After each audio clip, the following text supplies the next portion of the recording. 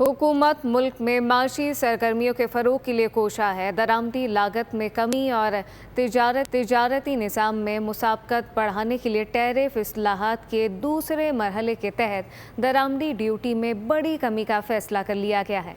5 साल में custom regulatory additional duty में मरहलावार नुमाया कमी लाई जाएगी। मईशत के पहिए को टॉप गियर लगाने, मुल्क की तरक्की की रफ्तार बढ़ाने का आज़म। हुकूमत का मुआशी सरगर्मियों के फरोग के लिए दरामदी ड्यूटीज में बड़ी कमी का फैसला। 5 साला नेशनल टैरिफ पॉलिसी के तहत कस्टम्स, रेगुलेटरी और एडिशनल ड्यूटीज में मरहलावार नुमाया कमी लाई जाएगी।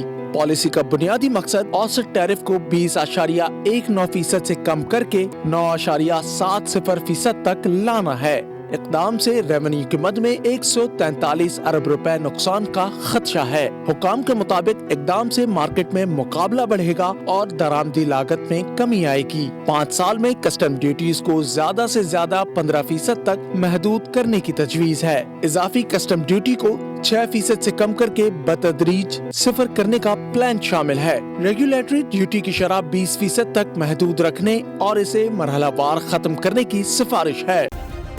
सब्सक्राइब करें और बेल दबाएं ताकि कोई खबर रह न जाए।